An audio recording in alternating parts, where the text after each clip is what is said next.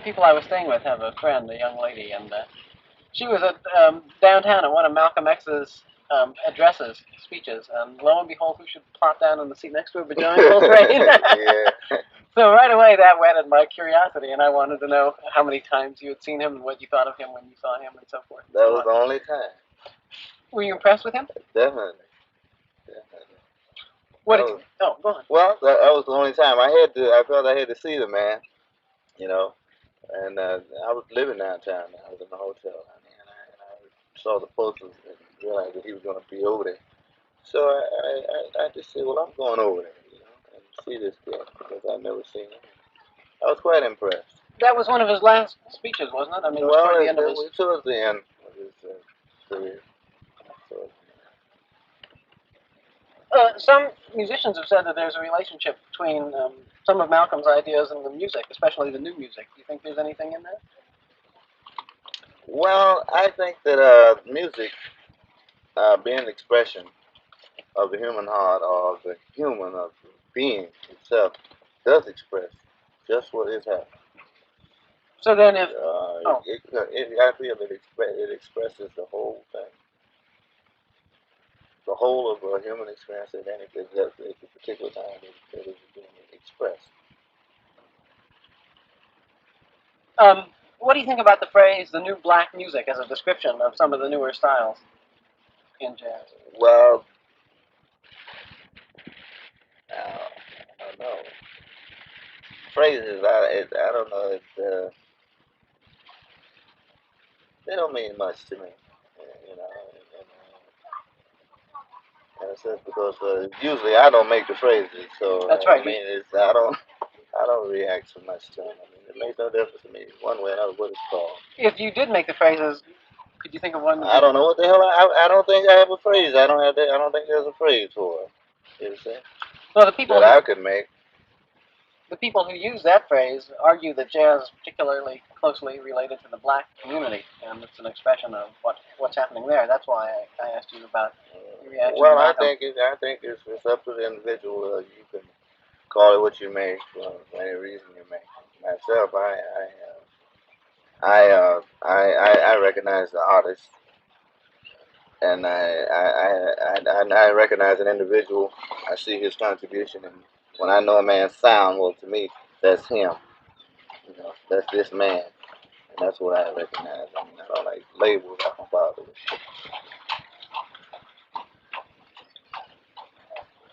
But it does seem to be a fact that most of the changes in the music, the innovations, have come from black musicians. Or would you Yeah, agree? well, I would agree with you. Have you ever noticed, since you've played all over the United States and in all kinds of circumstances, have you ever noticed that the reaction of an audience varies or changes if it's a black audience or a white audience or a mixed audience? Have you ever seen that the racial composition of the audience seems to determine how the people respond? Well, sometimes yes, and sometimes no.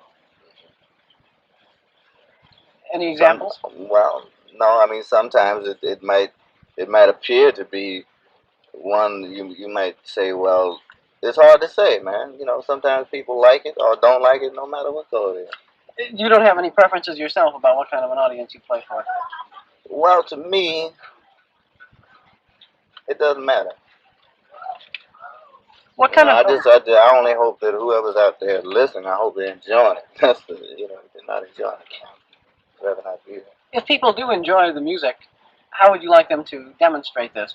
Do you like an audience that's perfectly still and unresponsive, or do you like an audience that reacts more visibly to the music?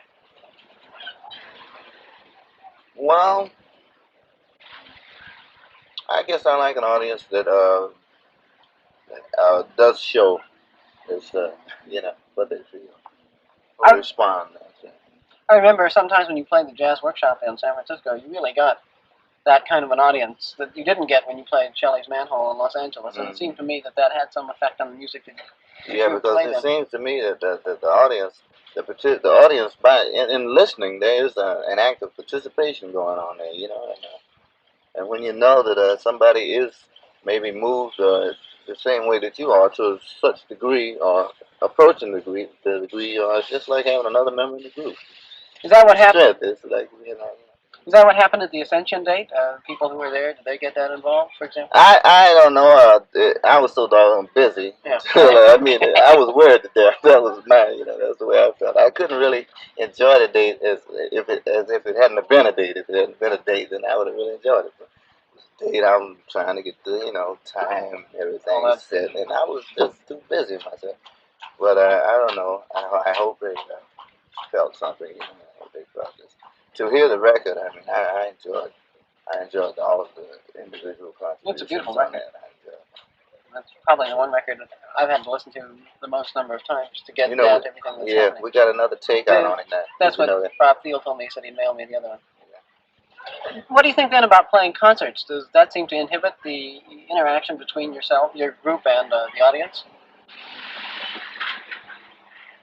Well, on concerts, the only thing that bugs me on concerts might be hall with poor acoustics, which we can't quite get the unit sound, you see. But as far as the audience, it's about the same. I wasn't too impressed with the acoustics in Friday night's concert. No, I wasn't. I was sitting right down front, so I could hear most of what was going on, but even then it didn't sound. No, I couldn't feel it. You could tell the musicians, they can't hear each other, and therefore they can't get themselves together in that. It's like the wind, it's from the wind. Yeah. Another reason I asked you about Malcolm was because, I've interviewed about a dozen and a half musicians by this time, and the consensus seems to be that, especially the younger musicians, talk about the kind of political and social issues that Malcolm talked about when they're with each other. And some of them say that they try and express this in the music. Do you find that in your own groups or in the musicians you're friendly with, that these issues are important to you and you do talk about them? Oh, well, they're definitely important. And as I said, the issues are part of what is, at this time. Do you make naturally, as musicians, we express whatever it is. Do you make a conscious attempt to express these things, or do you feel that it just... Well, I tell you, myself, I make a conscious attempt. I think I could say, truthfully, that in music, I make, or I have tried to make, consciously, an attempt to change what I found in music, you see. And in other words, I've tried to say, well, this I feel could be better, you see, in my opinion. So I will try to do this to make it better. Yeah, and this is what I feel that we feel in any situation that we find in our lives. When there's something that we feel should be better, we must exert effort to try to make it better. And so it's the same socially, musically, politically, in any department of your life. Most of the musicians I have talked to are very concerned with changing the society, and they do see their music as an instrument by which society can be changed. I think so. I think music is an instrument. It can create the initial, just the thought patterns. It can create the change, you see, in the thinking of the people. In particular, some musicians have said that jazz is opposed to poverty and to suffering and to oppression, and that therefore jazz is opposed to what the United States is doing in Vietnam. Do you have any comments on that subject? On the Vietnam? Well, you can divide it into two parts. Oh, let's see. The first part was whether you think jazz is opposed to poverty and suffering and oppression. And the second part is whether you think that, if so, jazz is therefore opposed to the United States' involvement in Vietnam. Well, in my opinion, I would say yes, because I believe that, in my opinion of jazz, as we call it now, we talk about that later. Okay, well, call it what you want. Yeah, call it what you want. To me, it is an expression of. To me, it's music, and this music is an expression of highest. To me, higher ideal. So therefore, brotherhood is there, and I believe with brotherhood there would be no poverty, and also with brotherhood there would be no war. So I mean, to me, I agree with them in this state, in that belief. That also seems to be what most of the musicians feel. David Eisenson, for example, said almost the same thing when I talked with him Monday. He said, well, we're saying in our music is that we want a classless society without these frictions and without the waste and without the warfare. Would you care to comment on working conditions for, quote, jazz musicians. Do you think that jazz artists are treated as they deserve to be treated, and if not, can you see any reasons why they wouldn't be? Well, I don't know. It's according to the individual. You find many times a man may feel that the situation is all right with him, where another man might say, well, that situation is no good for you. You see. So it's a matter of a man knowing himself just what he wants, you know, and that way, I mean, it's according to his values. See, if he doesn't mind a certain sort of treatment, then I'm sure he can get it. So he can find it somewhere. If he does mind it, then he doesn't have to put up with it. In my opinion, at this stage of the game where I'm at now, stage, uh, I don't care too much for playing clubs consistently. Now there was a time when this felt alright to me because my music, I felt I had to play a lot to work it out. You see, but now I don't think it was absolutely where it was at. But I had to find it out myself. Like So moving to the country. yeah, I had to go through this thing, well, and now I don't feel this is necessary. I think that it is a matter of being able to be at home and to go into yourself, more. In other words, like the years before I was playing, every night. And as such, I don't, the situation involving the clubs is not an ideal one for me now. What is it about the clubs that you don't like? Well, actually, excuse me, we don't play the sets 40-minute kind of thing anymore, you see, and it's very difficult to always do this kind of thing now. And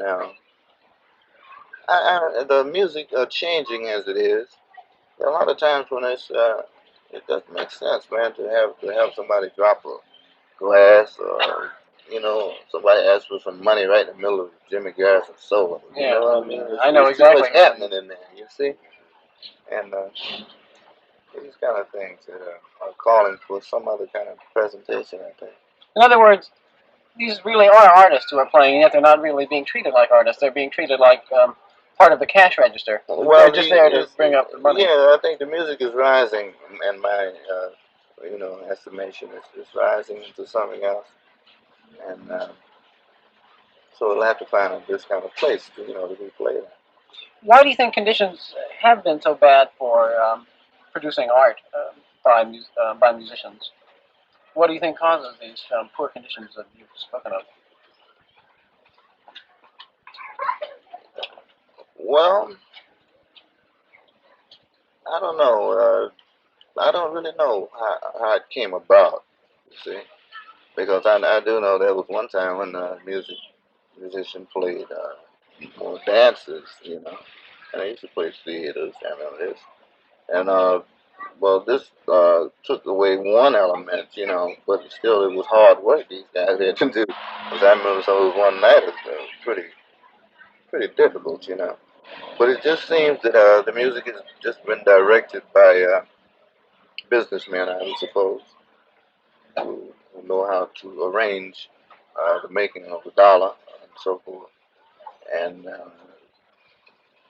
maybe often the artist hasn't really taken the time himself to just figure out just what he's, or if he does feel it should be presented some other way. And I think these are the things which are being thought about more now. That's what I find too. Do you think the fact that the, almost all of the original jazz musicians were black men and have continued to be throughout the generations, do you think this encouraged the businessmen to take advantage of them and to treat their art sort of with this contempt, bringing up the cash register in the middle of a bass solo? Well, I don't know. It's Most of the owners I noticed are white. And, yeah, well, this could be fine. This could be. I don't know. how do you think conditions are going to be improved for the musicians? Well, there has to be a lot of self help, I believe, and have to work out, their own problems You mean in like, this area. like for example, the Jazz Composers Guild was trying to do by Yeah, organizing? I do think that was a good idea. I really do. Yeah, And I don't think it's dead. I mean, It was just something that it couldn't be born at that time, but I still think it's a good idea. The first time, this is the history of all kinds of organizations in this country, is that they're not always successful the first time, but I think it's inevitable that musicians are going to try and organize and protect themselves against. For example, I was at the Five Spot Monday night, and I figured that there are about 100 tables in there, and two people at a table comes to about $7.50 a set, at 3 drinks a set. That means he's making $750, say, a set, and he has 5 sets. And I know that musicians for that night aren't getting anywhere near 5 times $750, or even 2 times $750. So actually, it turns out that these businessmen are not only damaging the art, but they're even keeping people away. Yeah, it's putting them uptight. A lot of people, man. I feel so bad sometimes about people coming to the club. I can't play long enough for them because the the guy is hustling hustling me on, and God, they come to hear you play, and you get up, you have to play a little bit and split. Yeah, if it hadn't been things, something has to be done about it. If it hadn't been for Elvin taking the bartender aside, I couldn't have stayed there because I ran out of money after a set.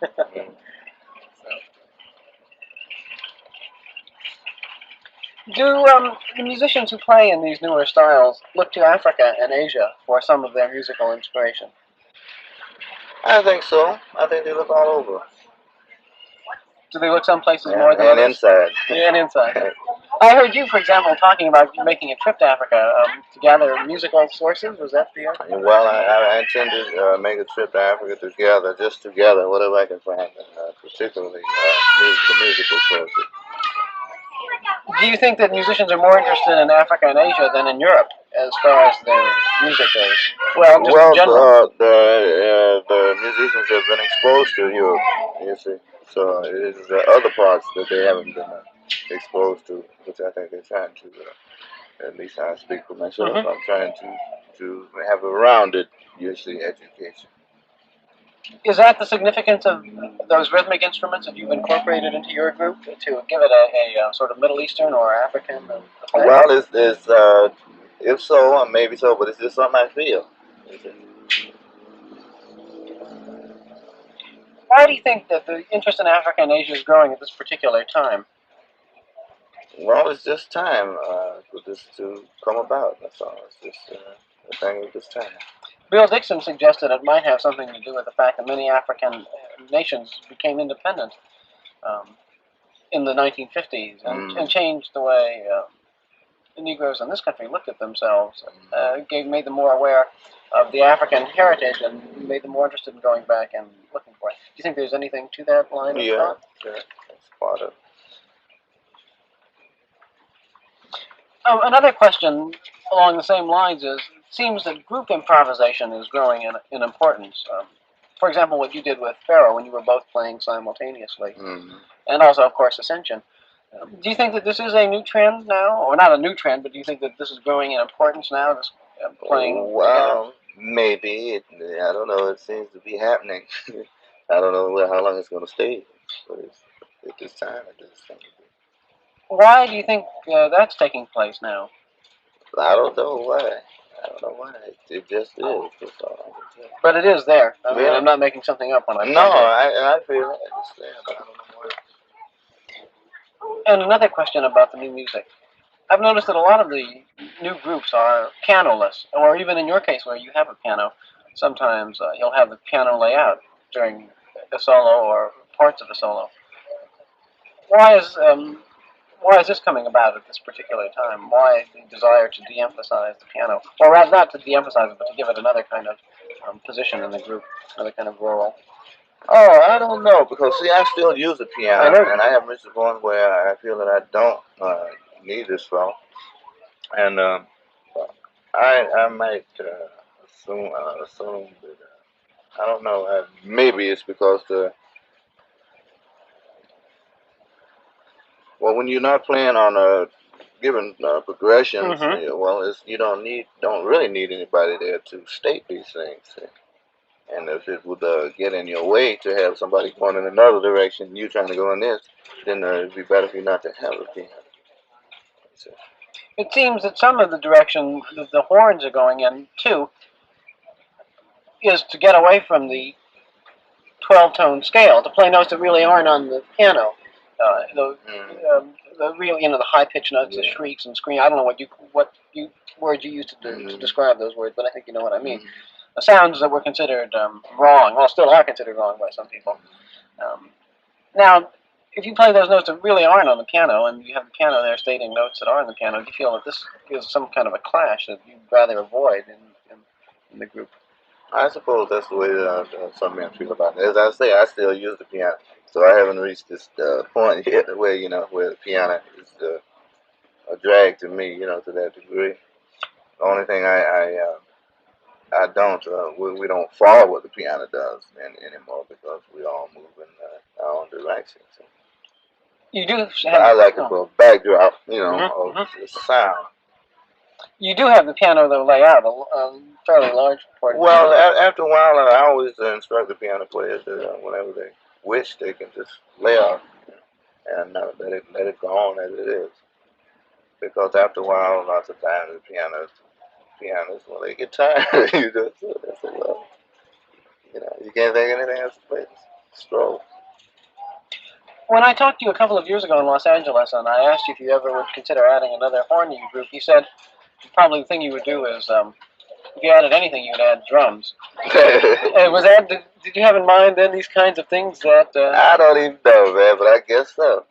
And that's just I still feel so strongly about drums. I really do. You said you were listening to African music, and you noticed that if you played that with some of your music, that it still all sounded right because anything you played over the drums. Yeah, I feel very strongly about these drums, but it's just like I experimented in it, but we didn't have too much to. I believe it would have worked, but Elvin and McCoy, they couldn't hold it. It was time for them to go. Well, it doesn't necessarily have to be two drums. It could be just drums and another rhythm instrument. Like that's what I was really referring to. Not yeah, I think so too. No, I think they could come in different forms, shapes. I just don't know how to do it. Though. After all, the things that you were playing up there Friday night, those are rhythm instruments too. Not all rhythm instruments are. Oh, that's true. That's what I meant when I said if that's what you had in mind. Yeah. Speaking of Elvin and McCoy, it reminds me of something Sun Ra said, and I'll repeat it. I'll make it clear that I don't put any faith in it, but since he said it and he told me to tell you, I thought I'd pass it along. He says that you hired Rashid and as a means of driving Elvin and McCoy out of the band because you didn't want them in the band in the first place, but that was your way of doing it. Do you want to answer that? Or? No, I don't. I was trying to do something. I was trying to do something and please.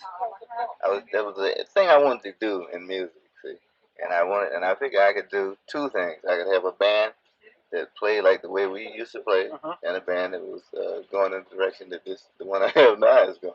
I could combine these two with with these two concepts going, and it could have been done. Yeah, Sun Ra is quite bitter and claims that you've stolen all of your ideas from him, and in fact that everybody has stolen all of their ideas from him, which is rather exaggerated. Yeah, maybe something to maybe some truth to. I've heard him, and I know that he's done some things that I've wanted to do. How do you feel about having another horn in the group now, another saxophone? Do you feel that that in any way competes with you, or that it enhances what? Well, it helps me. It helps me stay alive sometimes because I find that physically, man, the pace I've been leading has been so hard. I never have seen that. Sometimes I've just been a little, and I've gained so much weight, sometimes I've been a little hard physically, and I feel that I like to have somebody there in case I just can't get that strength. I like to have the strength in that band, from someone. And Farrell is a very strong spirit and will, see. And these are the things I like to have up there. Well, strength is the word. It's the word to the band now. I mean, strength and energy. Energy, yeah. I like to have this energy. See. Do you feel that spurs you on, the presence of, especially a man as powerful as Farrell? Yeah, all the time. There's always got to be somebody with a lot of power. You see, because Elvin in the old band, Elvin had this power. Do you think that I always have to have somebody there with it, Rashid has it, but it hasn't quite unfolded completely, But it's all he needs to do is play. Yeah, that was my impression too. That he really was feeling his way ahead in the music. Oh yes, And didn't have the confidence that Elvin had. But then, of course, Elvin, look how long Elvin was with you before yeah, that he was started. there. Elvin was there for a couple of years. Although Elvin was ready from the first time I heard Elvin, he was. I could hear the genius there.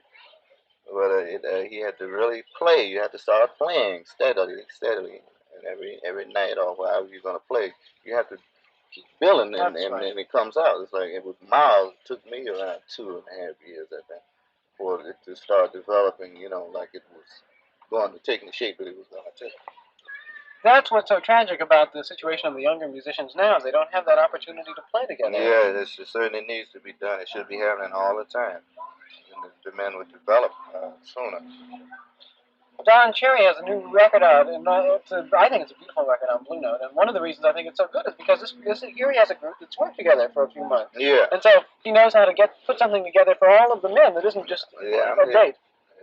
I know you are, because you kept the group alive that way. Yeah, I sure tried to. You are listening to John Coltrane from 1966 from the Pacifica Radio Archives. Visit us online at pacificaradioarchives.org or call us at 1-800-735-0230 to get a special offering of a 2-CD set of John Coltrane plus a 2005 intimate interview with Alice Coltrane conducted by the Pacifica Radio Archives. Please give us a call at 1-800-735-0230 or go online at pacificaradioarchives.org. And now back to John Coltrane.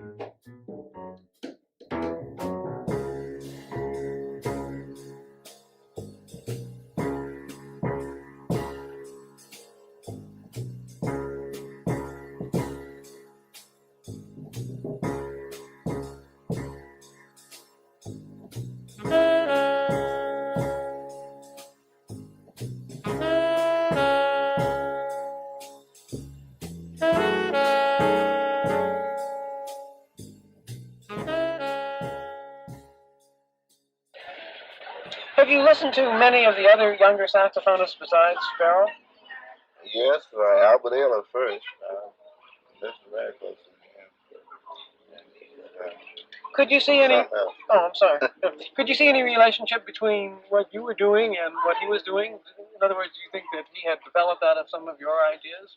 I don't, not necessarily. I think what he's doing is it seems to be moving music into even higher frequency. To me, it appears that some of the things that you did, like maybe where I left off, maybe where he started or something. Oh, well, in a sense, that's what I meant. Yeah. I listen to. Not to say that he, would copy this or that, but it's just that he filled an area that it seemed that I hadn't gotten to. It seems like sense. That to me, it appeared that your solo on chasing the train, that he had developed some of the ideas that you put out there, and he had expressed them in his own way. But that this was one of the points from which he had begun. Had you ever thought of it in that light? No. Did you ever listen to that record much? Only when at the time that it came out, I used to listen to it and wonder what happened to me. What do you mean? Well, it was a sort of surprising thing to hear this back, you see, because I don't know, it came back another way. How did it come back? Well, it was a little longer than I thought it was, and it had quite a bit of a fairly good amount of intensity in it, which I hadn't quite gotten into a record recording before. You were pleased with it.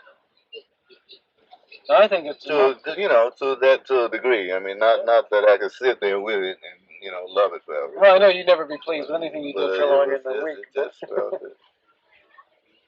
I realized that I'd have to do that or better. You see, and then I think it's a remarkable record, and I also think you ought to go back and listen to it. Maybe so. Because I see a lot of the younger. Well, I don't see any saxophonist now who isn't playing something that you have at least sketched out before. I don't know. Archie seems to me is the one who's gone furthest in directing in the direction of his own style.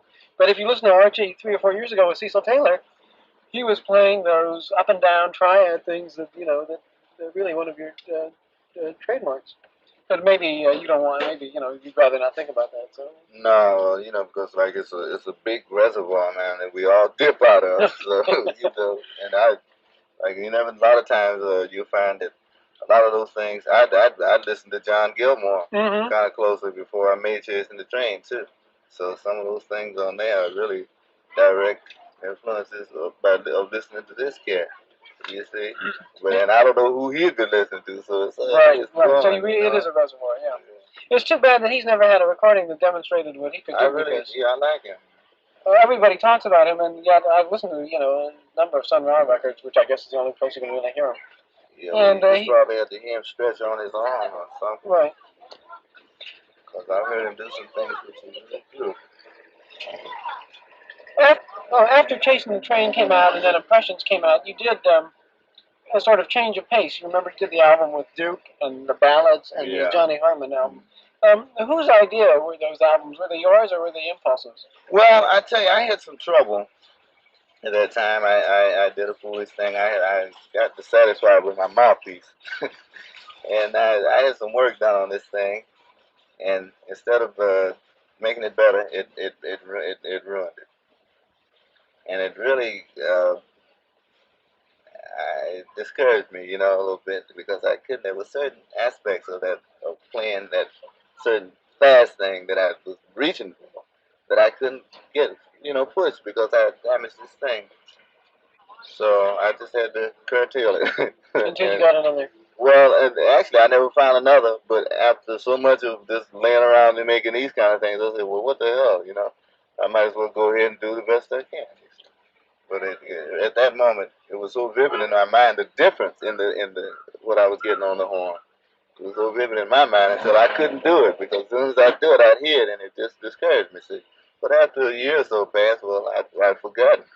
That's funny because I think I know your music as thoroughly as any non-musician, and yet that wouldn't have been apparent to me. Yeah, well, that's the funny thing. That's one of the mysteries. And to me, as soon as I put that on in my mouth, I could hear, I could feel it, so I just stopped. I just went into other things.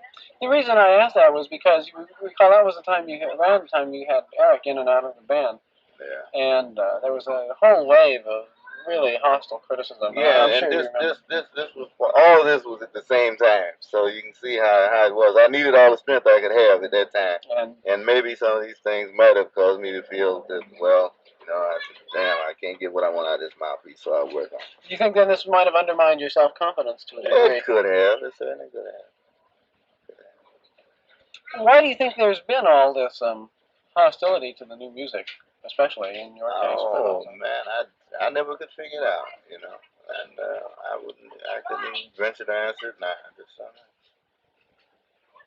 because as I told them then, I just felt that they didn't understand. Do you feel that they were making? So I feel that they didn't understand. Do you think that they were making as conscientious and as thorough an attempt to understand as they could have?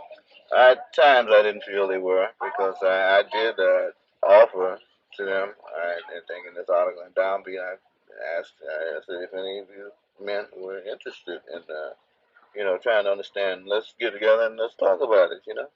I felt that they were really genuinely interested or thought there was something here that they, instead of just condemning it, what you don't know about it, we want to discuss it, let's talk about it.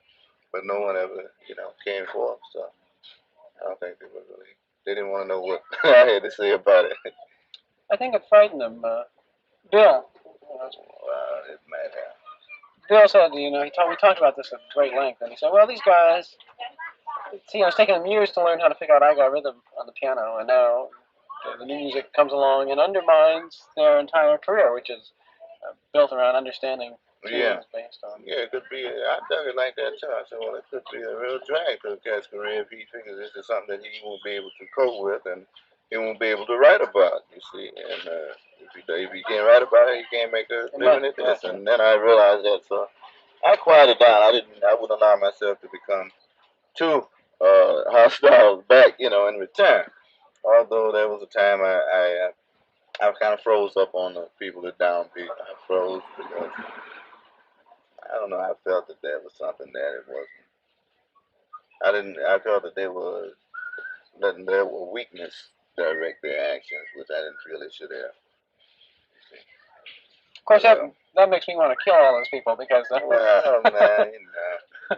because You know what I get so much pleasure out of your music. Yeah, well, the test was for me. That's what it was for. You know, they could do what they want to do. The thing was for me to remain firm in what I was doing.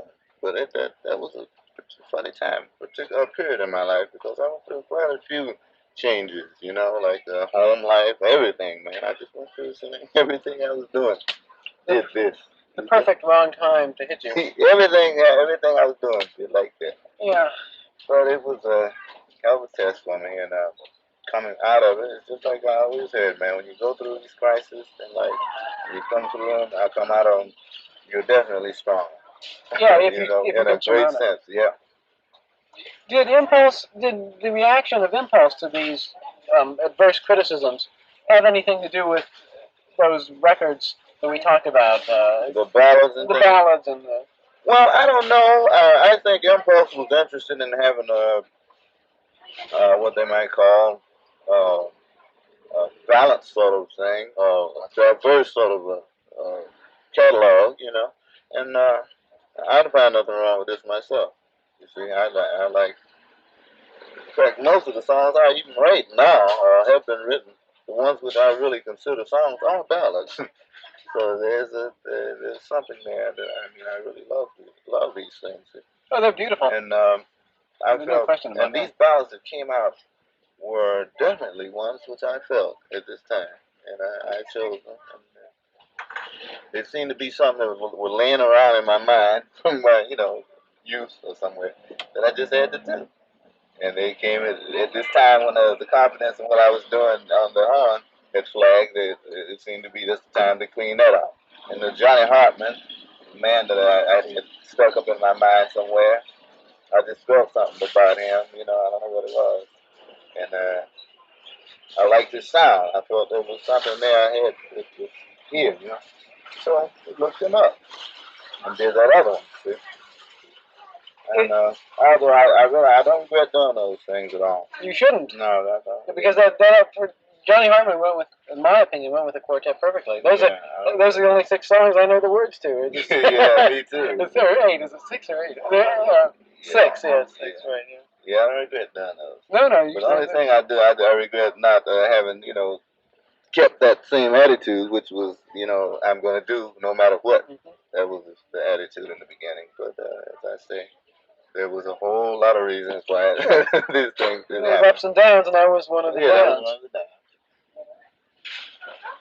Do you think that learning how to play the soprano had anything to do with the change in your style from what it had been, say, in 57? Definitely, yeah. Certainly did. How so? Could you spell that out? The soprano, by being this small instrument, I found that playing the lowest note on it was like playing one of the middle notes in the tenor. Mm-hmm. So therefore, after I got so I could, my armature would allow me to make the upper notes. Mm-hmm. I found that I would play all over this instrument, you see. And on tenor, I hadn't always played all over it because I was playing certain ideas which would just run in certain ranges, octaves, see. Mm-hmm. But by playing on the soprano and becoming accustomed to playing from that low B flat on up, it soon got so when I went to tenor, I found myself doing the same thing. You see. And this caused the change or the willingness to change and just try to play as much of the instrument as possible. Did it give you a new rhythmic conception too? I think so. A new shape came out of this thing and patterns. The way the patterns would fall. It seemed to me that after you started playing soprano, and particularly after My Favorite Things, then you started feeling that same kind of a pulse on the tenor that hadn't been there in your work before. Quite possible. In fact, soprano is one of the reasons I started getting dissatisfied with that tenor mouthpiece, see? Because the sound of that soprano was actually so much closer to me in my ear, or there's something about the presence of that sound, that to me, I didn't want to admit it, but to me it was seeming like it was better than the tenor. I liked it more, see? And I didn't want to admit this damn thing because I said, well, the tenor is my horn. This is my favorite. But this soprano, maybe it's just the fact that it's a high instrument. It started pulling my conception. You see, really was headed going into this instrument. How do you feel about the two horns now? Well, the tenor is the power horn, definitely. But soprano, there's still something there, in just the voice of it that I can't. It's really beautiful. Also, That I really like. You know? do you regard the soprano as an extension of the tenor, or? Well, at first I did, but I don't know. It's just now it's another voice. It's just another voice. Do you ever use the two horns on the same piece like you did on Spirituals? I think that's the only time I've done that. Sometimes in clubs, if I feel that I might do something like this, start on one and end on another. You know. But I think that's the only one on record. What prompted Pharaoh to take up the alto? Was that to get away from two tenor sound? Or I don't know. This did you is talk it something. over with him? No, this is something he wanted to do, and at about the same time, I decided I wanted to get one. So we both got it. I haven't heard you play the alto yet. Do you play it much? I played it in Japan. I played it in Frisco a little bit, but I've had a little trouble with the intonation of it. It's a Japanese make that they new thing they're trying out, so they gave us these horns to try. And mine has to be adjusted at certain points where they're not quite in tune, so I don't play it. But I like it. I saw a picture of you with a flute. Yeah. Are you playing that too now? I'm learning. I'm learning. You're always learning, aren't you? I hope so. I'm always trying to learn. I looked at the Downbeat Critics poll 2 years in a row, and this year and last year, both years I noticed this, that European critics were much more in favor of the new music than the American. Almost say 50% or 60% of them would vote for new musicians, whereas only say about a quarter of the American critics. Is that something? Is this what you found in Europe well, let me just say, is this what you found outside the United States, that your music is more favorably received by the critics, the power structure, shall we say, than in the U.S.? Well, I tell you, in the new music, I believe in that. And when I say new music, I mean most of the younger musicians who start out. I know that they definitely have found a quicker reception in Europe than they have here. And when I started it was a little different because I started through Miles Davis, who was an accepted musician, you see. And they got used to me here in the States. Now, when they first heard me with Miles here, they did not like it. I remember that. I remember so that. anything it's just one of those things. Anything that they haven't heard yet and it's a little different, at first they're gonna reject it at first, man. But the time it will roll around, the time when they will like it. Now, the States, by being here with Miles and running around the country with him, they heard more of me here, and consequently they became accepted before they did in Europe because they hadn't heard me in Europe. But when we went to Europe the first time, well, it was a shock to them there, you know, like they booed me and everything in Paris because, well, it is, you know, they weren't ready for this. But now I find the last time I was in Europe, it seems that the new music, they really, you know, they open up, man. They can hear it there better than they do here. I think that part of this is because what's happening in the new music is analogous to what's happened in painting, say, and sculpture and literature. And the people who appreciate jazz in Europe are much more aware of this than what do you? Well, I don't know. See, in Europe, jazz is regarded as a serious art, whereas here it's regarded as, well, I don't know, whatever it is. It's part of the nightclub business, or yeah. Otherwise you couldn't have a magazine like Downbeat. What were you looking for, John? Do you want some cigarettes? No, I'm just sitting up because my back is wet. I'm just trying to get up, get on.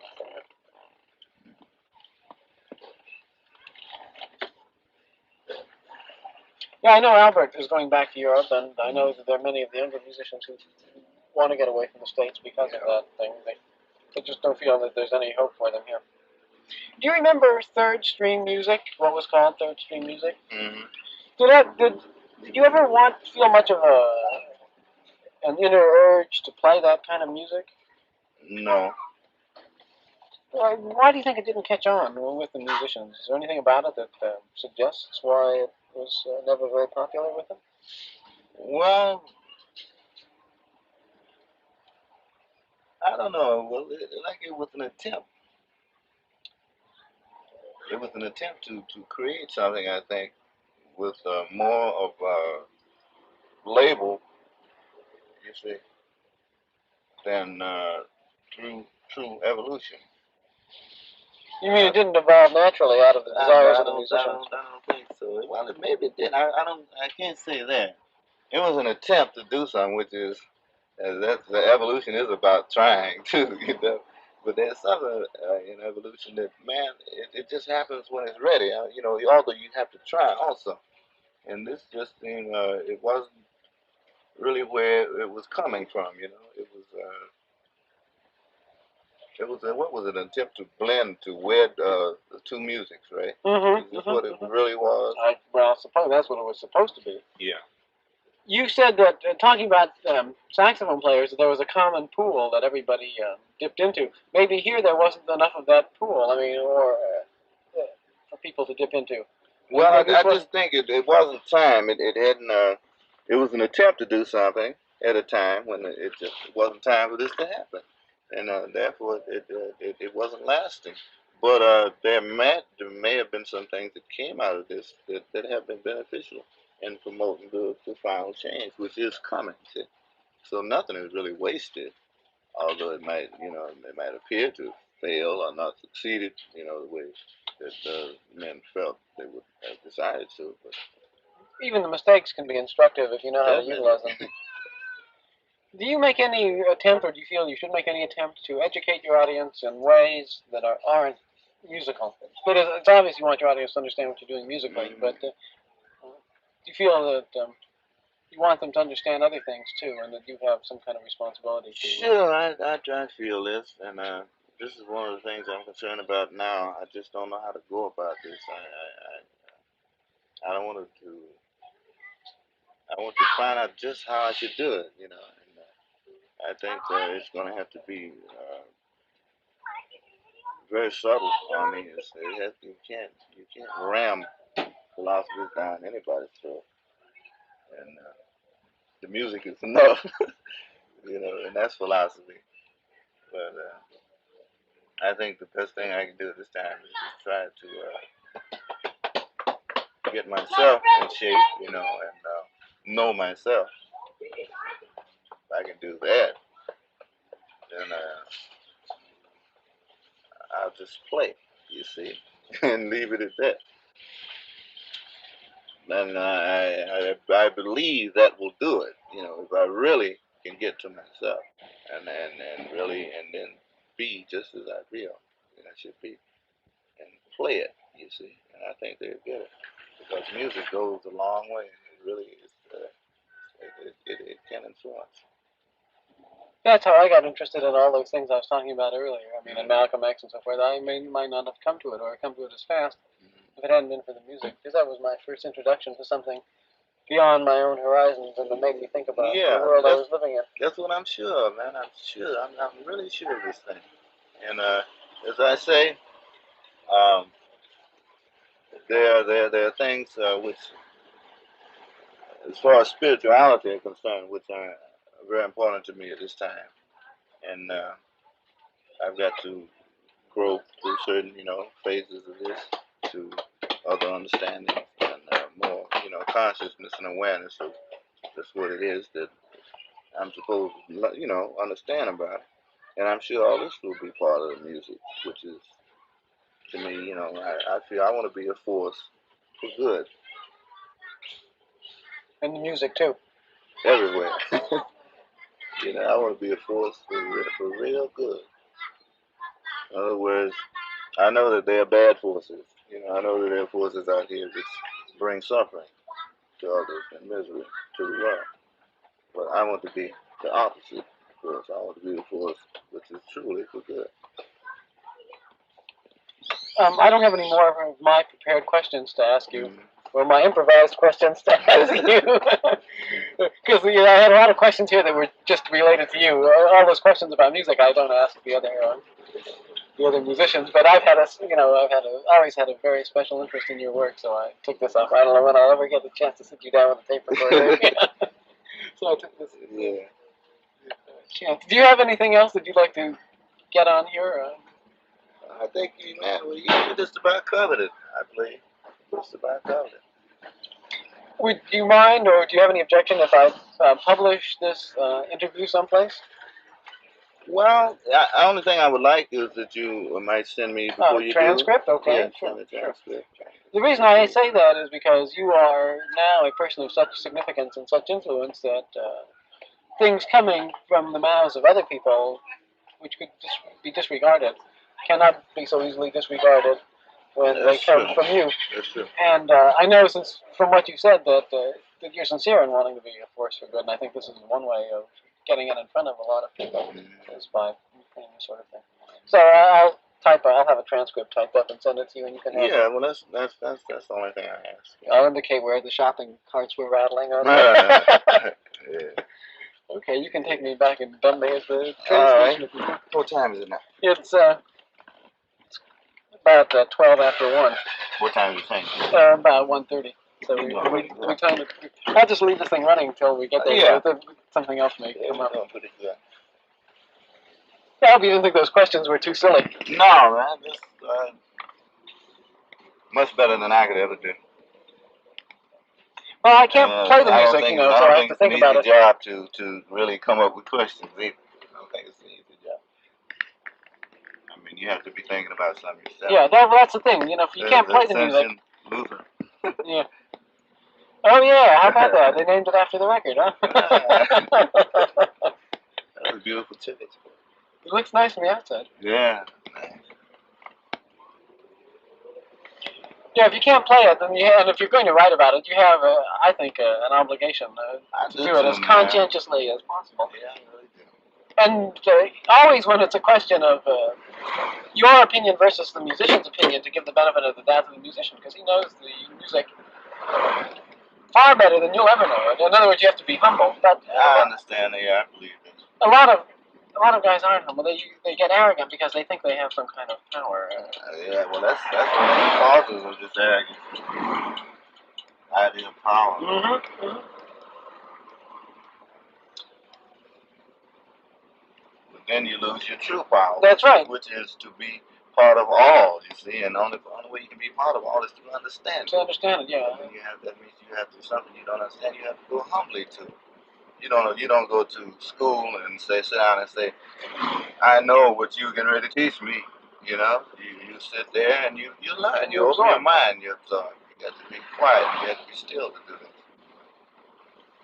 That's what so annoyed me about all of that stuff that they were saying about you in '61. Oh, that was hell. That was really, I couldn't believe it. It just seemed so preposterous. It was so ridiculous, man. That's what bugged me. It was just so absolutely ridiculous because they made it appear that we didn't even know this. The first thing about music, the first thing, and here we were really trying to, push things on. Because they never stand still. No, they never do. Well, I know that later generations. And Eric, man, as sweet as this cat was, and musician it was, man, it hurt me, to see him. To see him get hurt in this thing, you see. Do you think that this possibly contributed to the fact that he died so young? I don't think so. I don't know. But Eric was a strong cat. I don't know. Nobody knows what caused Eric what he passed from, so it's a mystery about it. Well, I didn't mean that it was directly, but I mean, yeah.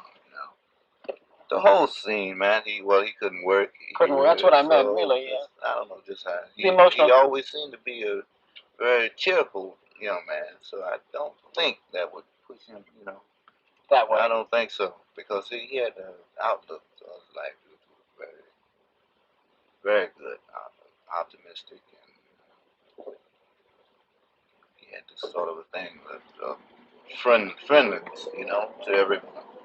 A real friend. He the type of man who could be. He was as much a friend to a guy he just met today as he was to one he's known for 10 years. So this kind of person like that, I don't think it would really, hurt him to the point where he would do something to hurt himself, consciously or unconsciously. That friendliness is one of the things that has impressed me about the musicians here.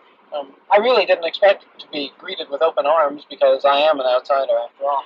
And yet I've been amazed constantly at how eager the musicians were to cooperate once they got the idea that I was sincere and that this wasn't a joke or a con or something of that nature. Yeah, well, man, I think that's all we need is sincerity, you know. And word empathy. What is that word? That's the word, empathy.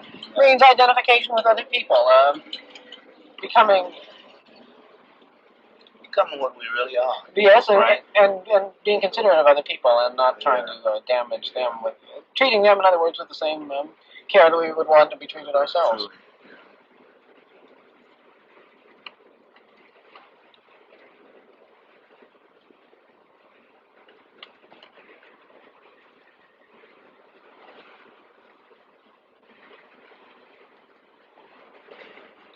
Hey, there is a restaurant in this town. Maybe a hotel somewhere. A motel, rather. Not a yeah, hotel. not a hotel. No hotel. Do you live far outside of wherever we are now? Well, I guess I'm about 4 or 5 miles down the road. You really sound like Farmer John. You reminds me of my boyhood. I grew up in the place. Well, yeah, man. When I come up here, and I have to get everything I'm gonna get. You know. That's right, because I gotta go to the store and do all that because I don't want to come back up here. Yeah, well, I've gone through this. I don't know. I think I want to get closer to town because I don't know. Maybe there's something I can do in music. You know, maybe I can get a place, a little room or something to play in. Maybe I can do everybody else has those lofts down in Cooper. Yeah. But I would, I mean, that's not really suitable for you anymore. It's okay. It's one thing when you're in your 20s, but yeah, I don't want a loft, but I don't know. Maybe there's something I can get to play in. There's some place to be able to work. You know, I'll give somebody some work in. where do you play at home? Hmm? Where do you play at home? I heard you practicing over the phone. At least I thought that was what I heard. Yeah, well, anywhere. There's a room over the garage out there that I'm getting fixed now. I think it's gonna be my practice room. You know, sometimes you build a room and it ends up you still going to the toilet. So I don't know. I hope I like it, but I was in the living room. Anyway, I keep a horn on the piano, and I have a horn in my bedroom. My flute's usually back there because when I go there, I'm tired, so I lay down and practice. About how many hours a day do you play, would you say? Not too much at this time. I find that it's only when something is trying to come through, you know, that I really practice, and then I don't know how many hours, you know, it's just all day, on and off, yeah. But at this time, it's nothing that's coming out now. It's just kind of taken in. I was very surprised to hear you practicing at all because Yeah. I just couldn't conceive of what you could find to practice. Yeah, but I know it isn't like that. I need to practice. It's just that I want something to practice, and I'm trying to That's it. find out what it is that I want, the area that I want to get into. You've been listening to John Coltrane interview conducted by Frank Kofsky from KPFK 90.7 Los Angeles FM from the Pacifica Radio Archives. Please visit us online at pacificaradioarchives.org or call us toll-free at 1-800-735-0230.